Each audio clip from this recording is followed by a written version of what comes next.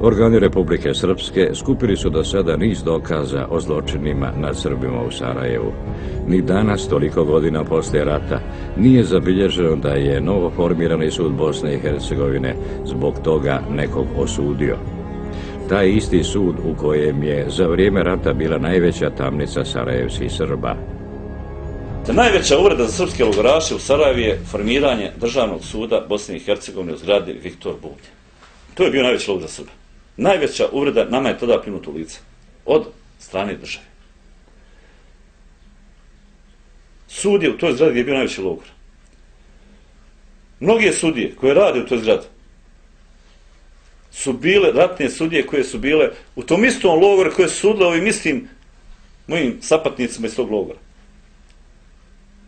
Pravdaju se, nemaju dovoljno sudija, iskustva. Imaju ono dobro iskustvo, ali u suđenju Srbima.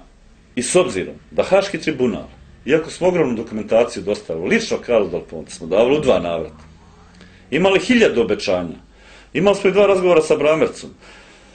Znači,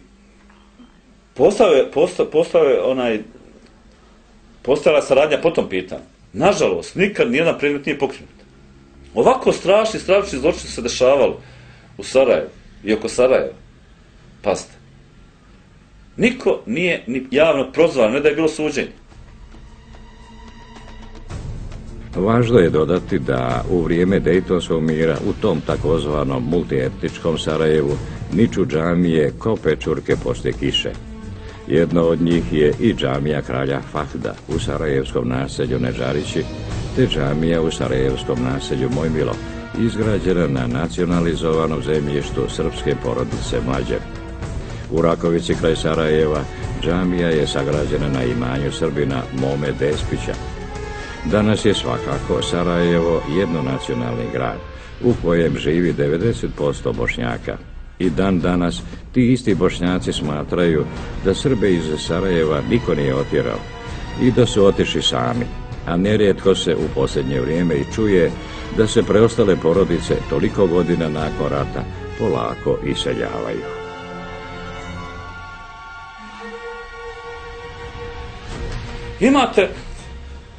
Imali ste u FOS-u, recimo, ljude na visokim funkcijama, evo, koji su radili u silosu i oko silosa Trčinča. Pa imate i danas i u državnoj graničnoj službi ljude.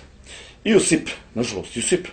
Evo, Rifet Čardaković, Rifke, islednik koji je u ratu u silosu isleđivao Srbe, koji je maltretirao, koji je radio to što je radio dole. Danas je, čak i neki čin, mislim, ima tamo u SIPRE. On svaki je pamet. Kaže, vi ste naši neprijatelji. Kako ću ja biti neprijatelj? Rekao ja, mi smo svi od kuće dovedeni. Svi. Nikoga ubio nije. Nikoga ubio od Srba. Da ubio muslimana u tom našem mjestu. Jer to su bile stvarno stvari za ne povjerovat. I dan danas ne mogu da vjerujem da može čovjeku to napraviti samo što je druge vjere. U to vrijeme sam mislio kad bi pošao kroz čitavu Jugoslaviju bivšu, da mi negdje ne bi trebalo imati nijedan dinar da bi mogao da prođem i ne bi bio gladan i gonibos. I na osnovu tog lošeg zaključka ja sam sa porodicom vjerovatno završio u Viktor Bubnju. I onda tamo neki kreten se nađe na televiziju od političara i kaže vi navijate za reprezentaciju Srbije primjera. A šta drugo očekivati?